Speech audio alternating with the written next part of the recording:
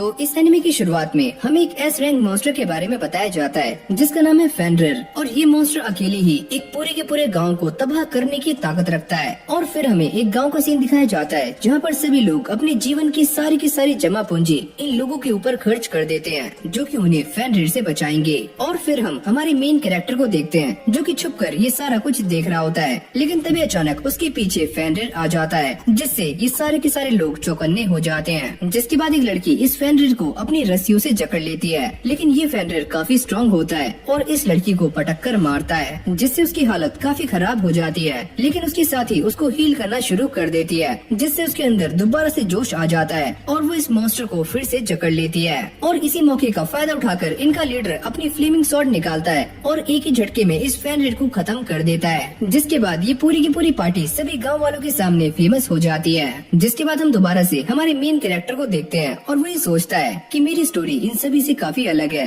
क्योंकि मेरे पास कोई भी पावर नहीं है। और हाँ, ये बंदा भी उन्हीं की टीम का एक हिस्सा है जिसका नाम है कर्ड। और यहीं से हमारा सीन चेंज हो जाता है और हम ये देखते हैं ये सामने वाला बंदा जिसका नाम है गोलनोवा, वो काफी ठूस कर खाना खा रहा होता है और ये कहता है, अरे यार ये गाँव वाले काफी अजीब सा खाना बनाते हैं, इसमें तो कोई भी टेस्ट नहीं है। जिसके बाद वो कर्ड से कहता है, अरे यार सुनो, हमारे लिए खाना बना दो। और ये लड़की जिसका नाम बैंडाना होता है वो ये कहती है कि आज इस बच्चे का आखिरी दिन है और ये आखिरी बार हमारे लिए खाना बनाने वाला है। और ये सुनकर कर्ड काफी शॉक्ड हो जाता है और गोलनोवा उसे कहता है, क्या तुम नहीं जानते कि तुम फायर हो चुके हो? अरे पर मेरी गलती क्या है? मैंने कौन सी गलती की है? अरे यार तुमने न जाने कितनी सारी गलतियाँ की हैं। और इन्हीं के साथ जो हीलर होती है वो ये कहती है कि तुम काफी कमजोर हो और हमारी पार्टी में एक फोर्थ मेंबर चाहिए, इसलिए हमने तुम्हें रखा हुआ है। बैंडाना कहती है, हम तो ये सोच रहे हैं कि तुम्हें निकाल कर एक काफी स्ट्रॉन्ग बंदे को अपनी टीम के अंदर रख लें। और ये सारी बातें जानने के बाद कर्ड की सिट्टी पिट्टी गुल हो जाती है और वो उन सभी से भीख मांगनी शुरू कर देता है। लेकिन तभी गोलनोवा उसकी एक जोरदार लात मारकर उसे नीचे गिरा देता है। जिसके बाद कर्ड सुबह उठकर एक दूसरे शहर में आ जाता है, लेकिन वो काफी सैड होता है क्योंकि उसके पास सारे पैसे खत्म हो चुके हैं। जिसके बाद वो एक वर्क स्टेशन में आ जाता है जहाँ की रिसेप्शनिस्ट पटाख से उसके सामने आ जाती है।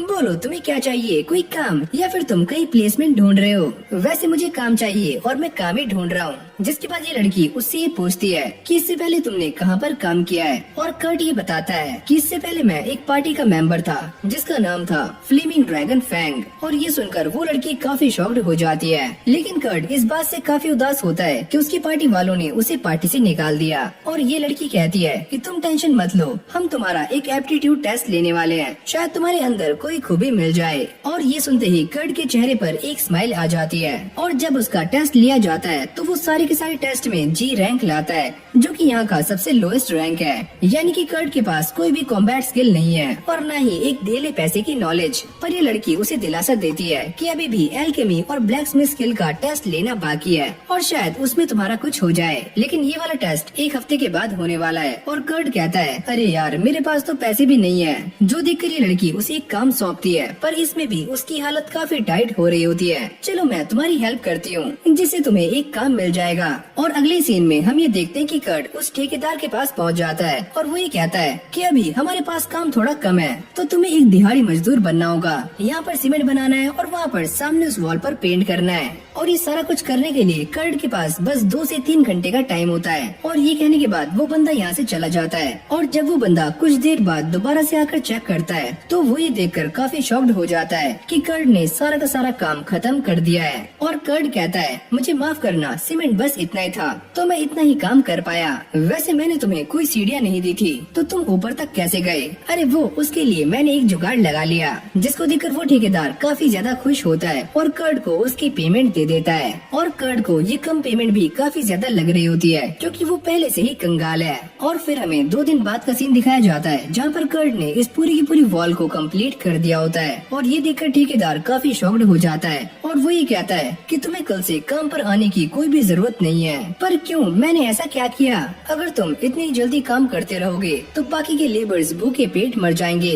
जिसके बाद वो कर्ड को उसकी पेमेंट दे देता है और कर्ड को ये समझ नहीं आता कि उसके साथ क्या हो रहा है। और फिर वो दोबारा से वर्क स्टेशन पर पहुंच जाता है जहाँ पर रिसेप्शनिस्ट उसे बताती है कि अब भी उस बंदे को आने में 2 से 3 दिन लगने वाले हैं। और यही पास में एक लड़की दूसरी रिसेप्शनिस्ट से लड़ रही होती है और वो ये कहती है कि मुझे एक बंदे को हायर करना है और ये सुनने के बाद कर्ट सामने आ जाता है और वो ये कहता है कि मैं इस काम को करने के लिए तैयार हूँ, लेकिन मैं इस बच्चे को हायर करना नहीं चाहती। और ये रिसेप्शनिस्ट उसे समझाती है कि अगर तुम किसी और को हायर करना चाहती हो तो तुम्हें कम से कम 10 दिन का टाइम लगने वाला है। अच्छा ठीक है, मैं इसे हायर कर रही हूँ। जिसके बाद वो कर्ट को लेकर यहाँ से चली जाती है और ये रिसेप्शनिस्ट अब भी कर्ट के बारे में ही सोच रही होती है, वो कितना अच्छा है, कितना क्यूट। और तभी उसके पास कर्ट की बची हुई पेमेंट भी रिसीव हो जाती है और जैसे वो उसे खोलकर देखती है तो इसके अंदर उसे 200 गोल्डन कॉइन्स मिले होते हैं। और ये देखकर वो काफी ज्यादा चौंक जाती है और पटाख से नीचे गिर भी जाती है। जिसके बाद ये दोनों इस सैंडबैग को लेकर बातें करना शुरू कर देती हैं और ये बताती है कि अगर किसी के पास ज्यादा माना होगा तो ये सैंडबैग भारी हो जाएगा,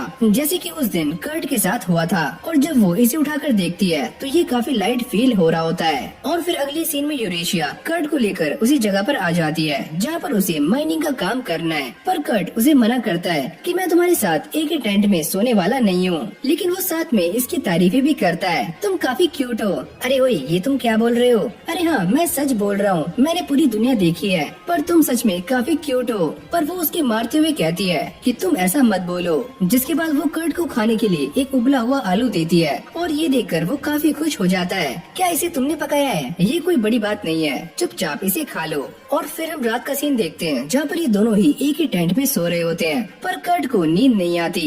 जिसके बाद वो अपने सामने यूरेशिया, जिसे हम आगे यूरी बोलने वाले हैं, उसे देखता है तो ये लड़की आधे कपड़ों में होती है, जिसको देखकर कर्ट के गाल लाल हो जाते हैं और वो ये सोचता है, अरे ओ यूरी, तुम्हें ऐसे सोना नहीं चाहिए, आखिरकार हूँ तो मैं एक लड़का ही। और जैसे वो बाहर जाता है तो यूरी ये सोचती है कि हम यहाँ पर एक हफ्ते रहने वाले हैं और मैं बस ये चेक कर रही हूँ कि तुम कैसे हो। और अगली सुबह वो ये नोटिस करती है कि कर्ट आराम से बाहर सो रहा होता है। जिसके बाद यूरी उसके पास जाती है और ये बताती है कि जल्दी से तैयार हो जाओ क्योंकि हमें एक हफ्ते के अंदर अंदर 10 गोल्ड कॉइन्स का जुगाड़ करना है। वैसे तुमने ये डिसाइड कर लिया है क्या कि हम कहाँ पर माइनिंग करने वाले हैं? अरे वो तो हम ढूंढ लेंगे। जिसके बाद कर्ट उसे लेकर एक जगह पर आ जाता है और वो एक पत्थर को उठाकर उसके ऊपर हैमर से अटैक करता है, जिसके अंदर से कुछ क्रिस्टल्स निकलते हैं। और ये देखकर यूरी काफी शॉक्ड हो जाती है क्योंकि पहले अटेम्प्ट में उन्हें क्रिस्टल्स मिल चुके हैं। और फिर देखते ही देखते कर्ट काफी सारे क्रिस्टल्स को इकट्ठे कर लेता है, जिसको देखकर यूरी काफी शॉक्ड हो रही होती है और वो ये कहती है,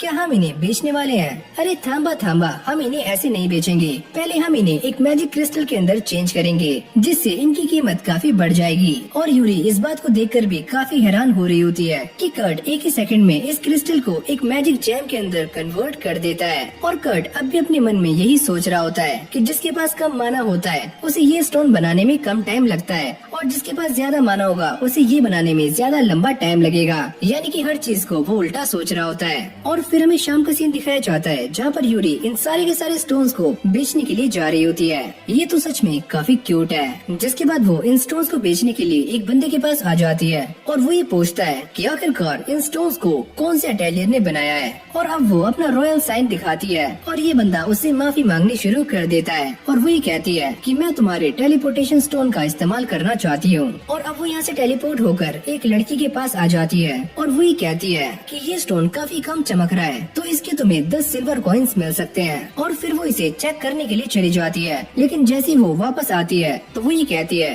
कि इसके बदले तुम्हें 10 गोल्डन कॉइन्स मिलने वाले हैं। क्या 10 गोल्डन कॉइन्स? ये तुम क्या बोल रही हो? और वो ये बताती है कि भले ही ये क्रिस्टल काफी छोटा है लेकिन इसके अंदर माना कूट कूट कर भरा हुआ है जिसे इसके अंदर सील किया गया है। जिसके बाद वो अपना सारा का सारा सामान इसको बेच देती है जिससे उसे 500 गोल्डन कॉइन्स मिल जाते हैं। और ये लड़की कहती है कि तुम मुझसे वादा करो कि तुम मेरे अलावा ये सारी क्रिस्टल्स किसी और को नहीं बेचोगी। और यहाँ तक कि वो यूरी से उस अटेलियर का नाम भी पता कर रही होती है जिसने ये क्रिस्टल्स बनाए हैं, पर यूरी उसे मना कर देती है कि मैं तुम्हें ये नहीं बता सकती। वैसे वो बंदा काफी अच्छा काम कर रहा है तो मेरे ख्याल से उसे किंगडम के अंदर भी काम मिल सकता है। जिसके बाद यूरी दोबारा से क्रिशाइल के पास आ जाती है, पर इन दोनों का एक ही सवाल होता है कि आखिरकार ये कर्ट है कौन? मुझे माफ करना लेकिन मैं उसके बारे में तुम्हें कुछ भी बता नहीं सकती। लेकिन जब यूरी उसे अपना रॉयल सिंबल दिखाती है तो वो उसके सामने कर्ट का पूरा बायोडाटा रख देती है। अच्छा, तो कर्ट का रैंक जी है और पहले वो एक पार्टी के लिए काम किया करता था। वैसे मेरे लिए इतना ही बहुत है। और ये रही 500 गोल्डन कॉइन्स जो कि कर्ट के अकाउंट में सबमिट कर देना। और वो उसे मना करती है कि तुम्हें कर्ट की आइडेंटिटी किसी के सामने भी रिवील नहीं करनी। और क्रिशेल इस चीज के लिए मान जाती है। और जब यूरी दोबारा से कर्ट के पास आती है तो वो ये देखकर काफी शॉक्ड हो जाती है कि कर्ट ने एक ही दिन में लकड़ियों का काफी सुंदर घर बना दिया होता है। वैसे तुमने इसे एक दिन में कैसे बनाया? अरे ये तो मेरे बाएं हाथ का खेल है। और फिर अगले ही सीन में हम गोलनोवा की पार्टी को देखते हैं, जो कि काफी बड़े मॉन्स्टर के साथ लड़ रही होती है और इसमें उनकी हालत काफी खराब हो जाती है। और इन्होंने अपनी टीम में जो नया बंदा हायर किया होता है वो भी कुछ खास काम नहीं आता। और बेंडाना ये सोचती है कि चलो अच्छा हुआ ये पार्टी धीरे धीरे करके खत्म हो रही है। और फिर हम कर्ट को देखते हैं और यूरी उसे समझा रही होती है कि तुम्हें मैजिक टेक्नोलॉजी रिसर्च लैब में काम करने के लिए चुना गया है। और ये सुनने के बाद कर्ट काफी शॉक्ड हो जाता है, लेकिन वो इस ऑफर को मना कर देता है कि तुम मेरे लिए इस ऑफर को मना कर देना। जिसके बाद यूरी उसे बताती है कि ये रॉयल रिसर्च लैब है, पर फिर भी कर्ट इसके लिए मना कर रहा होता है। और वो ये सोचता है कि मुझे दोबारा से फ्लेमिंग ड्रैगन फैंग में शामिल होना है और अभी बस मैं तुम्हारे साथ काम कर रहा हूँ। और अभी दोनों उन्हीं मैजिक स्टोन्स के बारे में बातें करना शुरू कर देते हैं। और कर्ट ये पूछता है कि अब हमें उन मैजिक स्टोन्स का क्या करना है, पर यूरी बताती है कि मैंने उन्हें पहले ही बेच दिया है और मुझे उससे जो भी पैसे मिले थे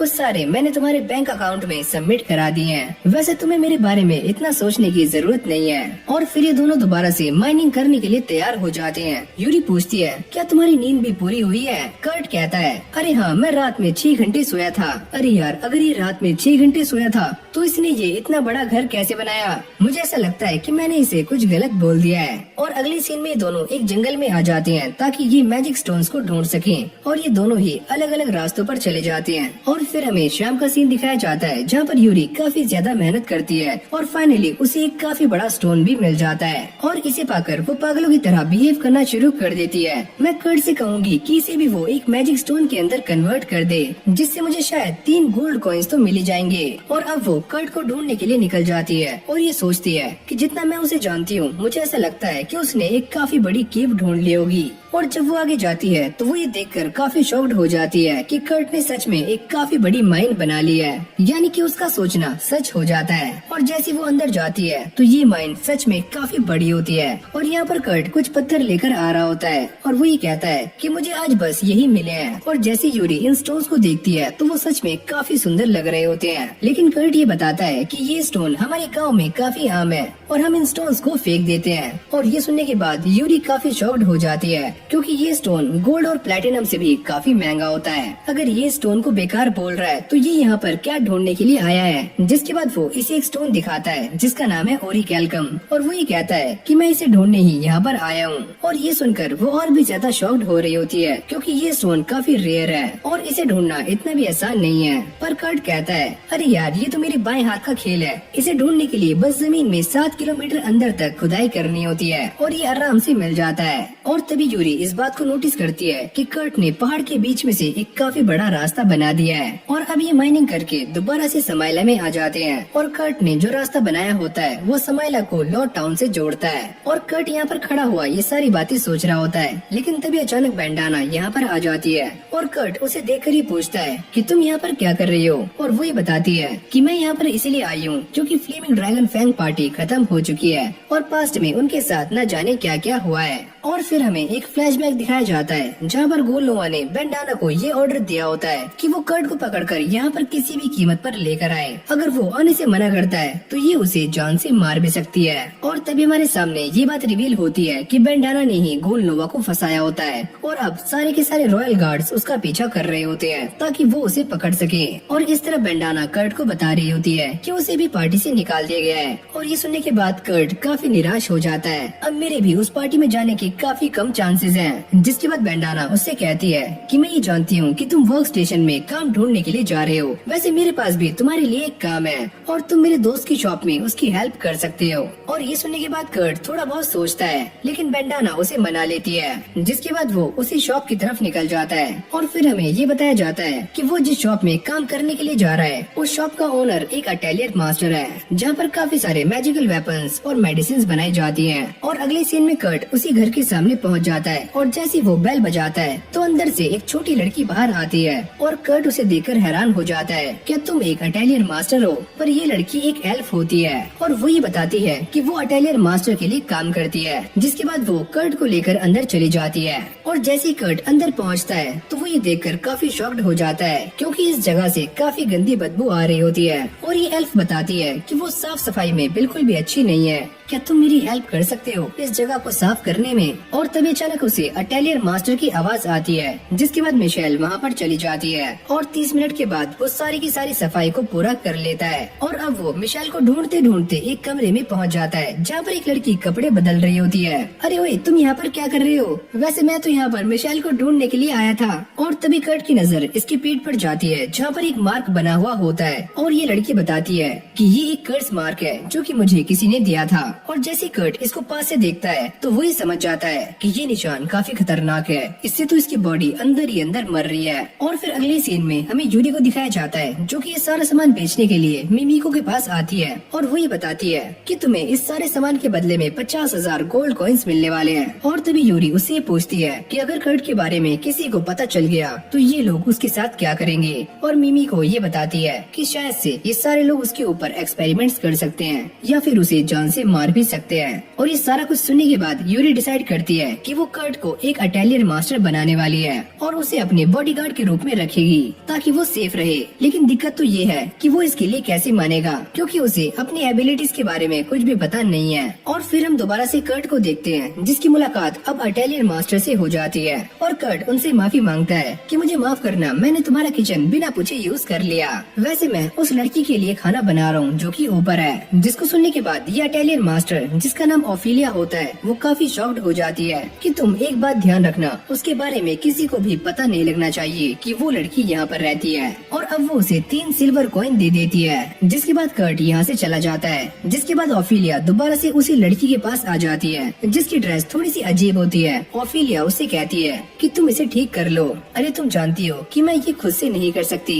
अच्छा रुको, मैं करती हूँ। और अब ये लड़की उस खाने को खाती है जो कि कर्ट ने इसके लिए बनाया था। और जैसे ये उसे खाती है तो उसे अजीब सा होना शुरू हो जाता है और वो नीचे गिर जाती है। और ओफिलिया को ऐसा लगता है कि कर्ट ने इसके अंदर जहर मिलाया है। और तभी अचानक हम ये देखते हैं कि ये लड़की बिल्कुल सही हो जाती है और यहाँ तक कि इसका कर्ज भी गायब हो जाता है। और फिर हमें एक अननोन बंदे को दिखाया जाता है जो ये कहता है, मालिक मुझे माफ करना, उन्होंने इसका कर्ज हटा दिया है, मैं इसे दोबारा से कास्ट कर देता हूँ, तुम्हें ऐसा करने की कोई भी जरूरत नहीं है, वैसे भी वो लड़की मरने वाली है। और फिर यहीं से हमारा सीन चेंज हो जाता है और ये दोनों लड़कियाँ मिमीको के पास आ जाती हैं। हमें तुमसे एक जरूरी काम है। और वो ये कहती है कि तुम मुझसे बात कर सकती हो और वैसे भी यूरी काफी अच्छी लड़की है, तो ये इसके बारे में किसी को भी नहीं बताएगी। और जैसे ये दूसरी लड़की अपना मास्क उतारती है तो यूरी और मिमीको काफी शॉक्ड हो जाती है, क्योंकि उनके सामने यहाँ की थर्ड प्रिंसेस लिसेल खड़ी हुई होती है। और वो ये पूछती है, लेकिन आप तो बीमार थी। ओफिलिया ये बताती है कि ये बीमार नहीं थी,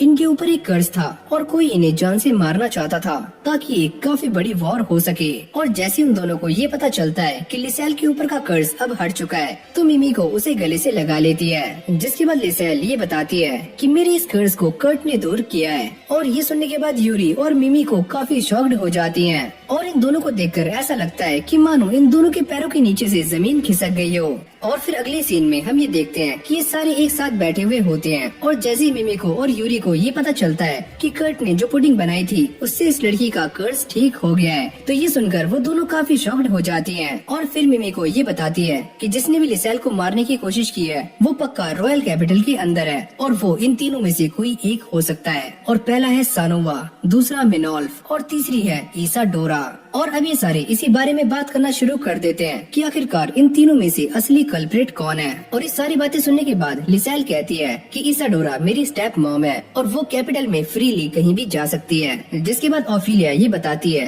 कि इन तीनों में से असली कल्प्रिट कौन है ये ढूंढने के लिए हमें एक ट्रैप बिछाना पड़ेगा। और अब ये सारे डिसाइड करते हैं कि जब लिसेल अडल्ट हो जाएगी तो उसे ट्रेनिंग के लिए कासल छोड़ना पड़ेगा और तभी हम एक ऐसा फ्रिक्शनल अटेलियर बनाएंगे जो कि एग्जिस्ट ही नहीं करता हो और लिसेल उसी के पास ट्रेनिंग करेगी और इन तीनों में से जो भी रियल कल्प्रिट होगा वो इस अटेलियर मास्टर के बारे में इंफॉर्मेशन गैदर करने की कोशिश करेगा। और तभी यूरी के दिमाग में एक आइडिया आता है और वो ओफिलिया को वही मैजिक क्रिस्टल दिखाती है, जिसको देखकर ओफिलिया काफी शॉक्ड हो जाती है क्योंकि ये मैजिक क्रिस्टल काफी रेयर है और बहुत ही ज्यादा हाई क्वालिटी का है। और फिर हम दोबारा से कर्ट को देखते हैं जो कि ओफिलिया के पास काम करने के लिए आता है, लेकिन यहाँ पर दरवाजा बंद होता है और तभी पीछे से मिशेल आ जाती है और वही बताती है कि कल तुम्हारे जाने के बाद वो दोनों भी यहाँ से कहीं चले गए। और कर्ट को ऐसा लगता है कि उसने कोई गलती की है और वही कहता है कि मुझसे कोई गलती हो गई, मुझे बता दो प्लीज। और मिशेल उससे कहती है कि आज तुम्हारे लिए कोई भी काम नहीं है। और ये सुनने के बाद कर्ट काफी उदास हो जाता है, जिसके बाद वो एक रेस्टोरेंट में आकर खाना खा रहा होता है और यहीं पास में एक पार्टी बैठी हुई होती है जिसके पास एक मेंबर कम होता है और ये सारे लोग उसी बारे में डिस्कस कर रहे होते हैं। और जैसे ही कर्ट उनकी बातें सुनता है तो वो उनके पास चला जाता है। अरे सुनो, मैं तुम्हारी हेल्प कर सकता हूँ। वैसे मैं कॉम्बैट स्किल में इतना अच्छा नहीं हूँ, लेकिन मैं सामान को काफी आराम से उठा सकता हूँ। लेकिन ये लड़की मना कर देती है। अभी ओए, तू एक छोटा सा बच्चा है, तू सामान क्या उठाएगा।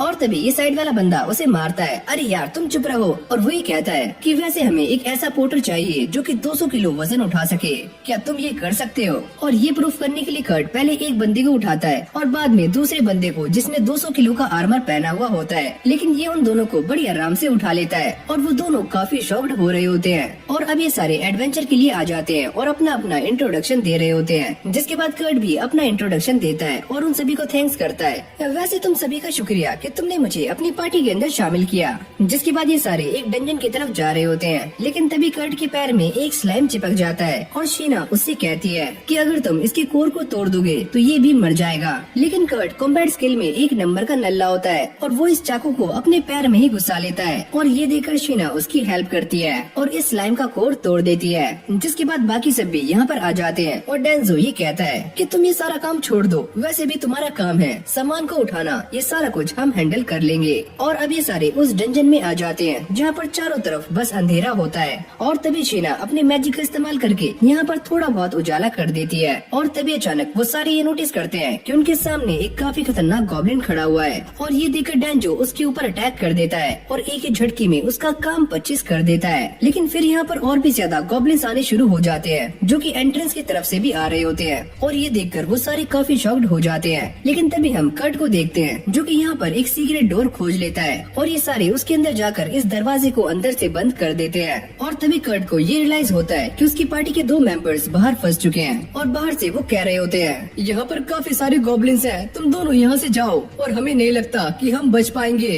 अच्छा ठीक है, तो मैं भी उनसे लड़ूंगा। पर शीना उसको मना कर देती है कि तुम उन सभी के लिए मुसीबत खड़ी कर दोगे। और शीना को इस बात पर यकीन होता है कि वो दोनों सारे के सारे गॉब्लिन्स को संभाल लेंगे। जिसके बाद ये दोनों आगे बढ़ना शुरू करते हैं। लेकिन जैसे ही ये थोड़ा आगे जाते हैं तो शीना ये नोटिस करती है कि उसके सामने काफी खतरनाक ड्रैगन्स हैं। और फिर यहीं से हमारा सीन चेंज हो जाता है जहाँ पर हम लिसेल और यूरी को देखते हैं और ये दोनों ही कर्ट से मिलने के लिए जा रहे होते हैं। और जैसे ही ये उसके रूम में पहुँचते हैं तो कर्ट उन्हें नहीं मिलता और बेंडाना ये बताती है कि वो एक एडवेंचरर पार्टी के साथ एक केव में गया है। लेकिन यूरी को अब भी ये बात समझ नहीं आती कि आखिरकार कर्ट वहाँ पर करने क्या गया है और उसे ऐसा लगता है कि ये कर्ट के लिए एक ट्रैप भी हो सकता है। और ये सुनने के बाद लिसेल भी उसके साथ जाने के लिए जिद करना शुरू कर देती है, पर यूरी उसे मना कर रही होती है कि वहाँ पर काफी खतरा हो सकता है। लेकिन इसके बावजूद भी लिसेल उसकी चापलूसी करना शुरू कर देती है और यूरी को उसकी बात माननी पड़ती है। जिसके बाद ये दोनों उसी डंजन में आ जाते हैं और लिसेल कर्ट के फुटप्रिंट्स को पहचान लेती है और ये देखकर यूरी काफी हैरान हो जाती है। और जैसे ये दोनों थोड़ा आगे जाते हैं तो कर्ट के फुटप्रिंट्स यहाँ से गायब हो जाते हैं। जिसके बाद लिसेल अपने मैजिक का इस्तेमाल करके कर्ट को ढूंढना शुरू कर देती है। वैसे इसे कर्ट की सेंस के बारे में पता कैसे चला, कहीं ये दोनों एक दूसरे के पास तो नहीं आ गए थे। और ये सोच सोचकर यूरी काफी जेलस फील कर रही होती है। और अभी दोनों उसी जगह पर आ जाते हैं जहाँ पर ये दोनों पार्टी मेंबर्स इन सारे गॉब्लिन्स के साथ लड़ रहे होते हैं। और तभी लिसेल अपने मैजिक का इस्तेमाल करके यूरी की फिजिकल एबिलिटीज को काफी बढ़ा देती है। और इस तरफ खांस और डेंजो की हालत काफी खराब हो जाती है तो यूरी जाकर उनकी हेल्प करना शुरू कर देती है। और इस तरफ हम शीना को देखते हैं जिसके सामने आयरन ड्रैगन्स खड़े होते हैं और उसको ऐसा लगता है कि आज ये दोनों पक्का मरने वाले हैं। और वो कर्ट से भी माफी मांग रही होती है कि उनकी वजह से ही कर्ट भी यहाँ पर फंस गया है। लेकिन तभी कर्ट उसको शांत करता है और ये कहता है कि तुम टेंशन मत लो, मैं इन सारे के सारे ड्रैगन्स और गोलेम्स को संभाल लूंगा। जिसके बाद वो अपना चाकू निकालकर इन सभी मॉन्स्टर्स के ऊपर अटैक्स करना शुरू कर देता है और एक एक करके उन सभी के बॉडी पार्ट्स को काटना शुरू कर देता है। और ये देखकर शीना के होश उड़ जाते हैं और वो ये सोचती है कि ये सब क्या हो रहा है। और तभी अचानक यहाँ पर यूरी की भी एंट्री हो जाती है और वो आते ही ये कहती है कि कर्ट क्या तुम ठीक हो। और वो भी ये देखकर काफी शॉक्ड हो रही होती है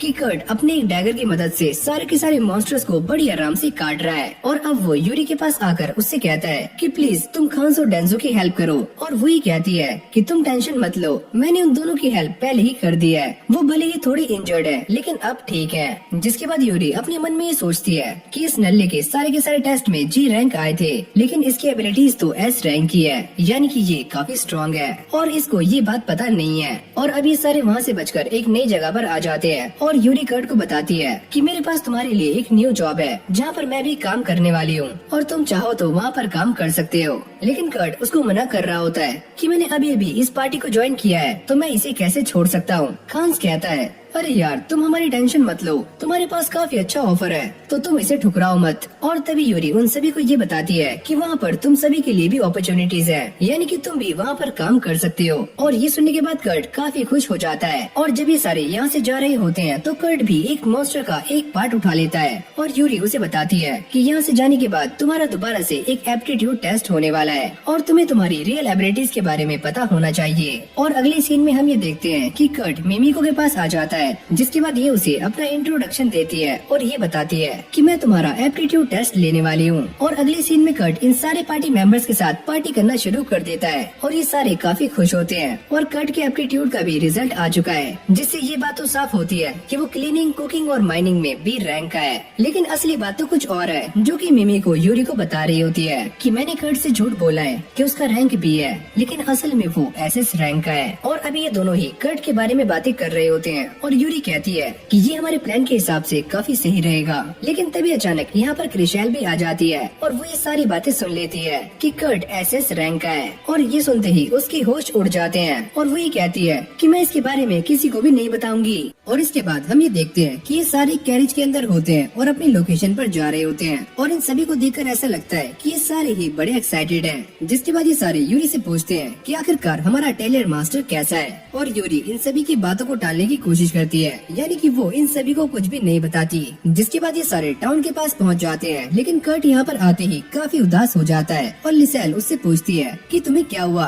और कर्ट ये बताता है कि पहले मैं यहाँ पर वॉल रिपेयरिंग का काम किया करता था, लेकिन मुझे यहाँ से निकाल दिया गया। और वो काफी उदास भी हो जाता है। और अभी सारे एक खाली जगह पर आ जाते हैं और यूरी उन सभी को बताती है कि यही हमारा टेलर मास्टर है। और ये सुनने के बाद सारे लोग काफी शॉक्ड हो जाते हैं। अबे ओए, ये तुम क्या बातें कर रही हो। और वो ये कहती है अरे हाँ, मैं बिल्कुल सही बोल रही हूँ और कर्ट यहीं पर हमारा टेलर बनाने वाला है। लेकिन यहाँ पर कर्ट काफी ज्यादा एक्साइटेड हो रहा होता है और वो ये कहता है अरे हाँ, मैं ये काम कर दूंगा, लेकिन मुझे 3 दिनों का टाइम चाहिए। और ये सारी बातें सुनने के बाद शीना थोड़ी हैरान हो जाती है। आखिरकार कर्ट ये सारा काम अकेली कैसे कर सकता है। और यूरी भी इस चीज को नोटिस कर लेती है और वो कर्ट से कहती है कि जब तुम ये सारा काम करो तो अपनी सेहत का भी ध्यान रखना। अरे हाँ, मैं सारा कुछ कर लूंगा। और अगले सीन में हम ये देखते हैं कि ये सारे एक रूम के अंदर होते हैं और अपनी बातें कर रहे होते हैं। और तभी शीना कर्ट के बारे में बातें करना शुरू कर देती है और वो ये कहती है कि मैंने ये देखा था कि कर्ट ने एक साथ काफी सारे आयरन ड्रैगन्स को हरा दिया था।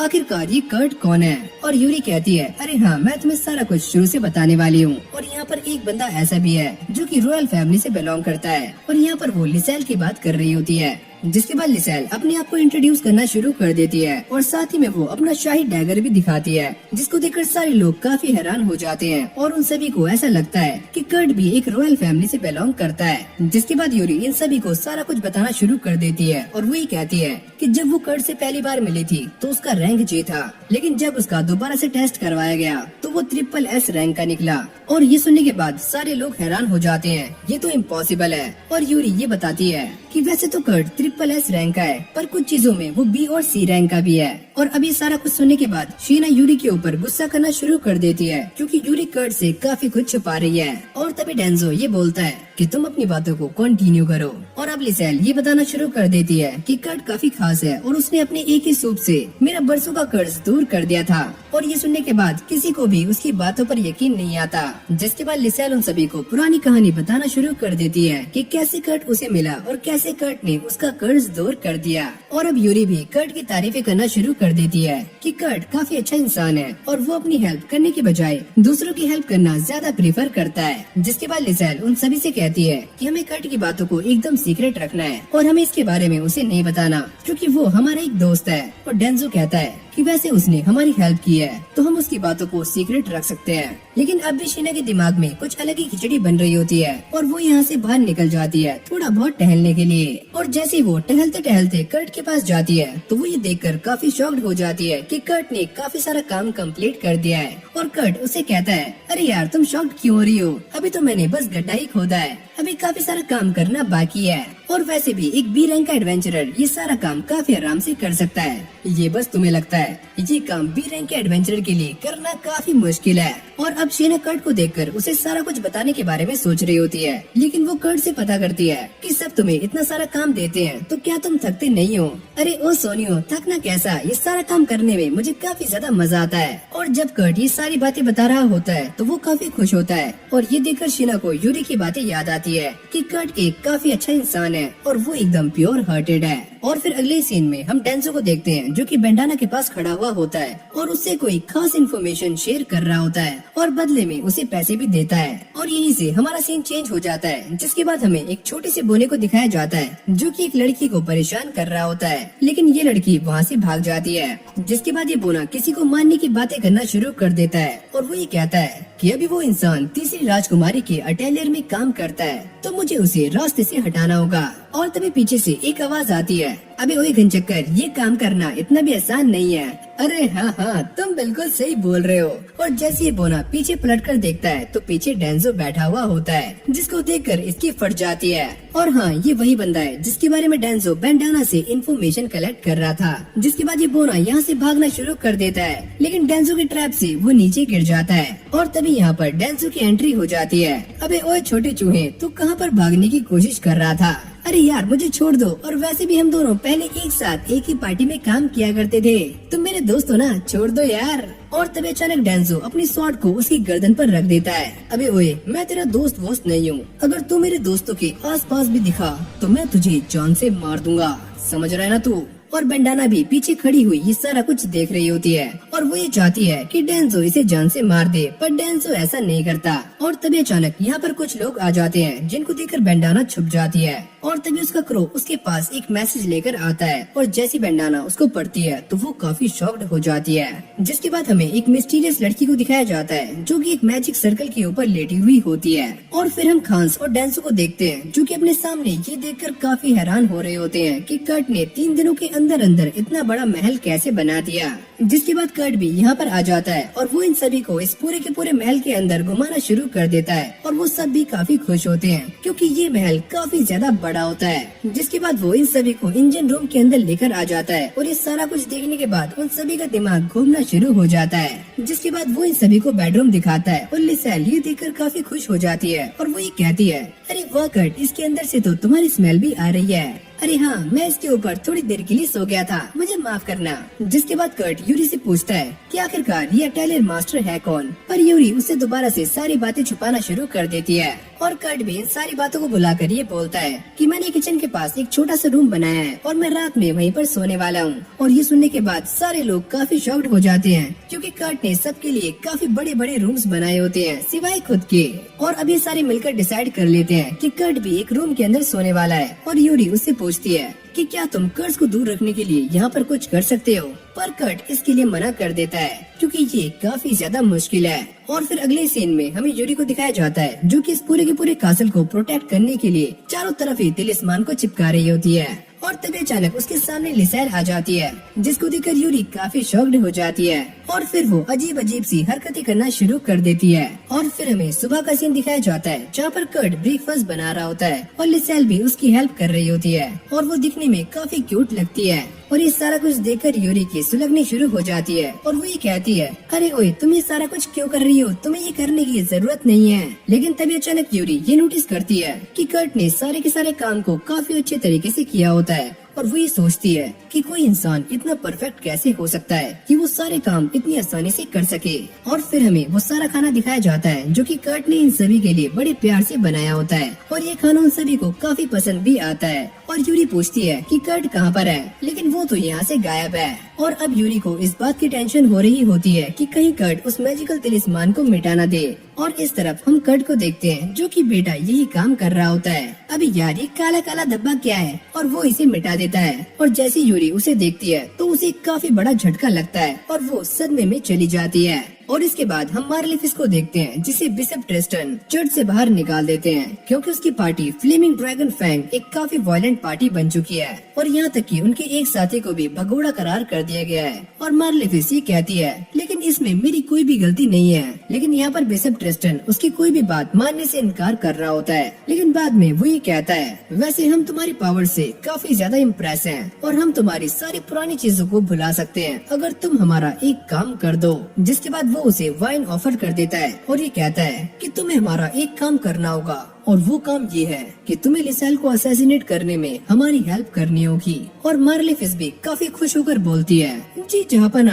आप मुझसे कुछ भी करवा सकते हो। लेकिन तभी अचानक हम ये नोटिस करते हैं कि उसके पेट पर एक कर्स का निशान आ जाता है और तभी ट्रिस्टन ये कहता है कि जो वाइन तुमने अभी पी है उसे कर्स से पॉइजन किया गया था, तो तुम बस पानी के अलावा कुछ भी खा पी नहीं सकती और वैसे भी तुम 1 महीने में मरने वाली हो। और समझो ये तुम्हारे लिए एक ट्रायल है, अगर तुमने 1 महीने में मरने से पहले लिसेल को खत्म कर दिया तो मैं ये कर्स तुम्हारे ऊपर से दूर कर दूंगा। और मार्लिफिस भी उसकी बातों को मान लेती है। जिसके बाद हम उसे एक मैजिक सर्कल के ऊपर देखते हैं और यहाँ पर उसके सामने एक डीमन होता है जो कि काफी जोर जोर से हंस रहा होता है। और फिर हमें दोबारा से लिसेल को दिखाया जाता है और यूरी भी इसी बात को सोच रही होती है कि कर्ट ने जिन तिलिस्मान को हटाया था उनको हटाने के बाद भी लिसेल की बॉडी में कोई भी चेंजेस नहीं हुए हैं। और वो यहाँ पर इस बात को भी सोच रही होती है कि वैसे भी कर्ट का खाना किसी भी कर्स को न्यूट्रलाइज कर देता है। और अब मिमी को भी यहाँ पर आ चुकी है और उसने पूरी जगह पर अपना मैजिकल वेब बिछा दिया है, तो अगर हमारे एनिमीज ने कोई हरकत करने की कोशिश की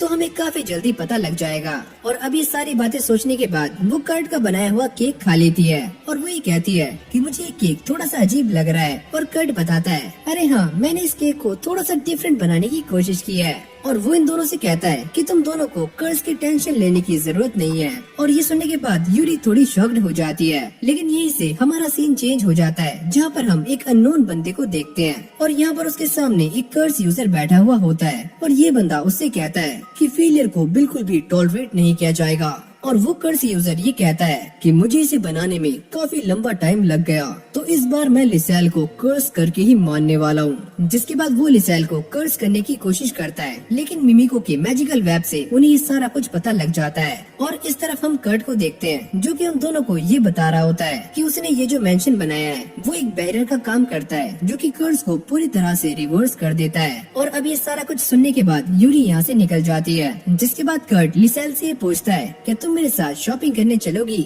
और फिर हमें एक किले के टॉप पर 2 बंदों को दिखाया जाता है जहाँ पर एक बंदा दूसरे से कहता है कि जनरल ये फॉग तो काफी ज्यादा बढ़ती जा रही है, तो क्या ये एक मॉन्स्टर अटैक हो सकता है? अरे जेनरिक, क्या ये तुम हो? वैसे मैं इसके बारे में कुछ नहीं जानता।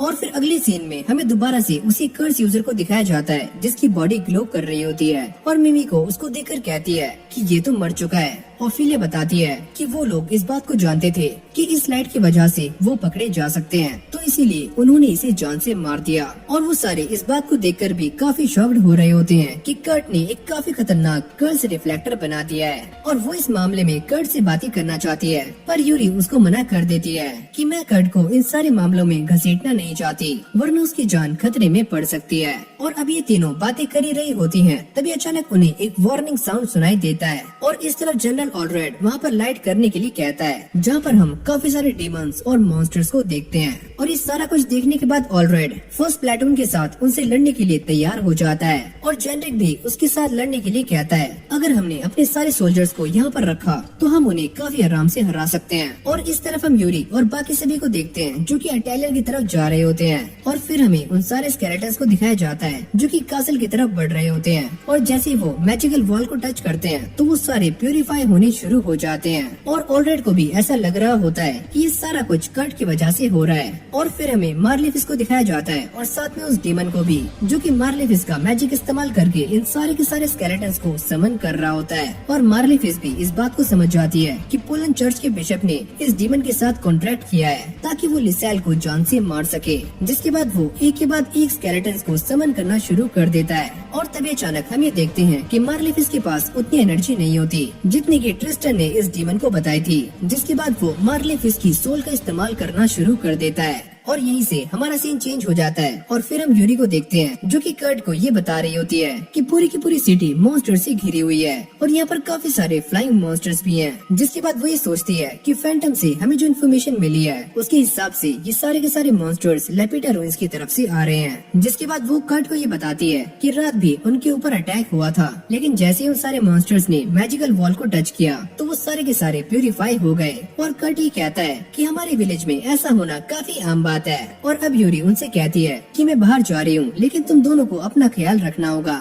और कर्ट ये सुनने के बाद काफी सैड हो जाता है क्योंकि वो उसके साथ बाहर नहीं जा सकता। और फिर हम एल्ड्रेड और जेनरी को देखते हैं जो कि इन सारे के सारे मॉन्स्टर से लड़ने के लिए स्ट्रेटेजी बना रहे होते हैं। और तभी अचानक ये तीनों भी यहाँ पर आ जाती हैं। जिसके बाद यूरी इन सभी को इंट्रोड्यूस करना शुरू करती है और ये बताती है कि इसका नाम है ओलिविया और ये है मिमिको। और अब यूरी उन दोनों को ये बताती है कि मेरे पास एक प्लान है और तुम सारे यहाँ पर रुककर उन मॉन्स्टर्स की अटेंशन को ग्रैब करना। जिसके बाद मैं लेपिटा रूइंस में जाकर उन सारे के सारे मॉन्स्टर्स को जड़ से खत्म कर दूंगी। लेकिन ऑलरेड उसे मना कर रहा होता है कि तुम वहाँ पर अकेले नहीं जा सकती। जिसके बाद वो एक मैजिक क्रिस्टल दिखाती है और ये कहती है कि मेरे पास ये है और ये कोई आम मैजिक क्रिस्टल नहीं है, तो तुम मेरे ऊपर भरोसा रखो। और अब ये सारी बातें सुनने के बाद ऑलरेड मान जाता है, लेकिन एक शर्त पर कि वो भी यूरी के साथ जाएगा। और अब जेनरिक भी उसके साथ जाने की जिद करता है, लेकिन ऑलरेड उसको मना कर देता है कि तुम्हें यहीं पर रुककर डिकॉय स्क्वाड को लीड करना है और ये भी काफी ज्यादा इम्पोर्टेंट है। जिसके बाद ये सारे यहाँ से चले जाते हैं सिवाय इन दोनों के। और जेनरिक कहता है कि हम इस लड़ाई में सर्वाइव करेंगे और दोबारा से यहाँ पर वापस लौटेंगे। और फिर हमें कर्ट को दिखाया जाता है जो काफी ज्यादा परेशान होता है। वैसे डेंजो का ब्लेड काफी खतरनाक था, क्या मैं भी कुछ ऐसा बना सकता हूँ?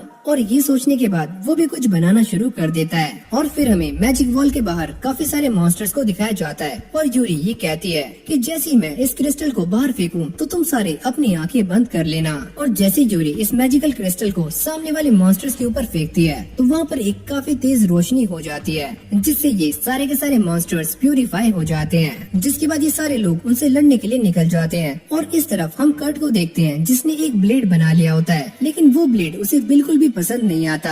और तभी अचानक यहाँ पर लिसेल आ जाती है और वो ये कहती है क्या ये स्वॉर्ड तुमने बनाई है? और कर्ट कहता है अरे हाँ ये मैंने बनाई है और गलती से मैंने इसके अंदर मैजिक डाल दिया है। और लिसेल को ये स्वॉर्ड काफी पसंद आ रही होती है और कर्ट उससे कहता है कि अगर तुम्हें ये पसंद है तो तुम इसे रख सकती हो। लेकिन अब भी कर्ट को एक बात परेशान कर रही होती है और वो लिसेल से ये पूछता है क्या कोई तुम्हारा पीछा कर रहा है? तो फाइनली तुमने ये नोटिस कर ही लिया। मुझे तुम्हें ये सारी बातें बताते हुए काफी बुरा लग रहा है और मेरी वजह से ही तुम सारे लोग अपनी जानों को खतरे में डाल रहे हो। वैसे जो इंसान तुम्हारा पीछा कर रहा है क्या वो वेस्ट के रूइंस में है? और तभी कर्ट ये बात रियलाइज करता है कि यूरी जिसे वेस्ट के रूइंस में हराने गई है वो स्क्रोल लिंक की है। और तभी लिसेल उसे ये बताती है कि तुम घबराओ मत, हम दोनों यहाँ पर रहकर उनका वेट कर सकते हैं। पर कर्ट कहता है कि हम दोनों ऐसा नहीं करेंगे, तो चलो उनकी हेल्प करने चलते हैं। लेकिन ये पूरी सिटी एक डायरेक्शन से मॉन्स्टर से घिरी हुई है, लेकिन हम यहाँ पर ऐसे बैठ नहीं सकते। अगर हम एक डायरेक्शन से नहीं जा सकते तो हम 9 से जाएंगे।